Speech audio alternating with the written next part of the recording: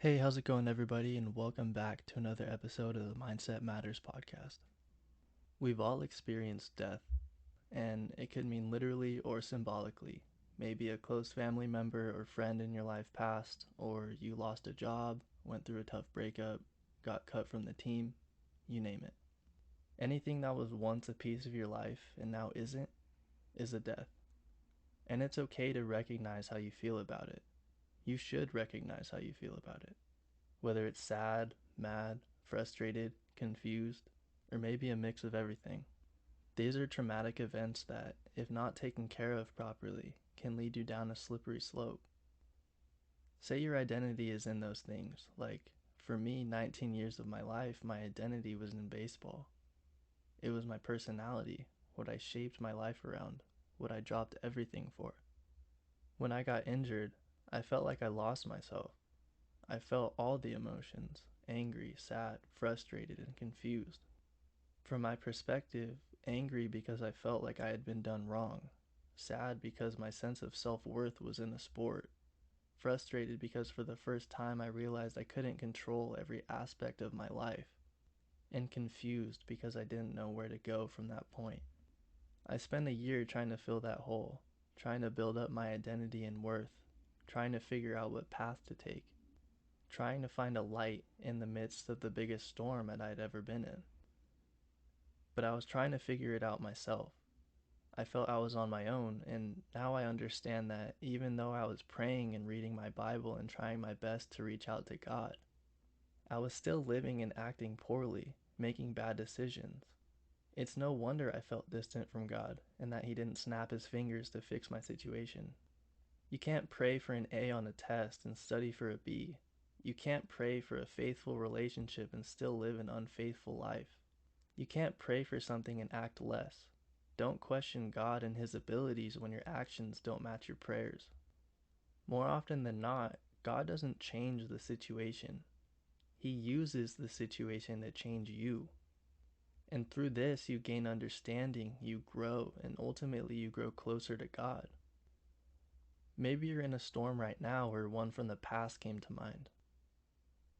Think about the parable in Mark 4 where Jesus calms the storm. Jesus and his disciples were on a boat, and there was a windstorm that was coming. The waves were breaking, and the boat was already filling with water. But Jesus was asleep, and they woke him up and said, "Teacher, do you not care that we are perishing?" And he got up and he said, "Peace, be still." And the wind ceased, and there was a great calm. He said to them, "Why are you so afraid? Have you still no faith?" Just because we have God in our boat doesn't mean we won't go through storms. It just means we won't sink. The true meaning of a Christian is someone whose behavior and heart reflects Jesus Christ. And we're not trying to be Him, because we will never be Him. He's perfect in every way. He was a servant, putting the needs of others before His, following God's will to a T, loving everyone, even those who hated Him and persecuted Him and treated Him terribly. And He resisted temptation when He was offered the world.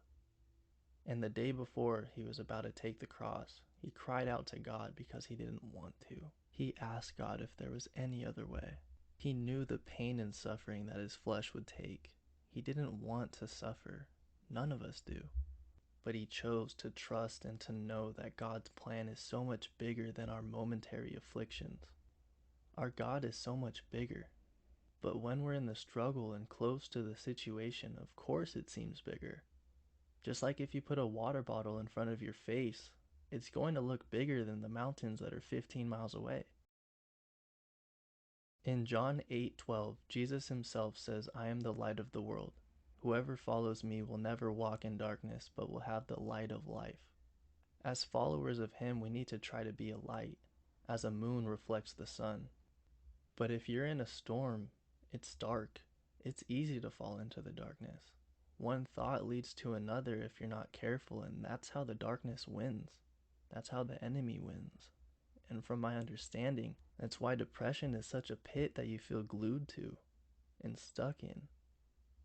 The enemy wants you to stay in that pit so you can't be that light, so you can't reach your potential, so you can lose even more to keep you in that cycle. The enemy doesn't want you to be a light. He doesn't want you to help people. He wants you to stay at the bottom of that pit thinking about yourself, thinking about how much pain the world has caused you, ruminating over and over and over in your mind of all the affliction, all the hurt, and all the pain. I felt this exact fork in the road in a recent storm in my life. I'll spare the details, but this was one of the biggest deaths I've felt in my life, if not the most. I saw people I love in the same exact spot I was in a year ago, and I chose to lean on God more than ever to let me be that light for them. I chose to let Him lead me when I had no idea where to go, what to do, or what to say. I chose to forgive and to love those who have done wrong to me and the people that I love. I chose to bear my cross, to put away my selfish desires and fears and thoughts and give up control. I didn't feel ready. I didn't know what to say. I didn't know how to help. But God is going to send you places you don't feel qualified to go. God doesn't call the qualified. He qualifies the called. Jesus' disciples were literally picked up off the road in a world that deemed them unqualified. Fishermen, tax collectors, sinners, in a time where kids and young adults went to school and had rabbis and were educated. These guys had to get jobs to support their families. All of these people were redeemed when they followed Jesus. Jesus led them to a life that they couldn't even fathom, a life of utter significance and love and knowledge that you never could have got on your own. If this happened last year, I know exactly what reaction I would have had. I would have done and said things that I'd regret. I would have burned bridges. I would have let the darkness consume me. And through that, depression and anxiety would flood my mind. But thank God I've changed. And thank God that He's prepared me for this storm. Make the choice to walk the narrow path, to wake up every morning and give it all to God, to try your best to live like Jesus. And I promise you that all the storms you take on will be significantly smaller, easier to maneuver. And the craziest thing for me is, you become thankful for the storms. You embrace the change, you let God transform you and lead you to the light. One door closes and God opens another, and I promise you blessings are waiting for you on the other side. That door itself is a blessing. I want to leave you with a verse out of the book of Romans. It's chapter 8, verse 28, and it says, "And we know that in all things God works for the good of those who love Him, who have been called according to His purpose." I encourage you today that if you've never made that step, if you've never tried, if you've had bad experiences with God in the past, or if you feel that you've messed up so bad that God could never forgive you, try again. Because for most of us, it's when we have nobody left that we really find God, and we realize that all we need is Him.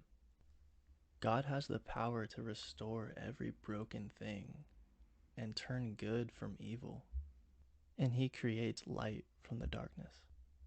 And if you commit yourself to following Jesus, the way, the truth, and the life, then I guarantee you every storm you go through from now on will seemingly get easier and easier as you grow closer and closer to God. And that about wraps it up for today's podcast. I appreciate each and every single one of you that's listening in. And I pray that if this speaks to you in any way, please, please, please apply it and let God take the reins. So with that being said, stay positive, love others, and have a good week. Later.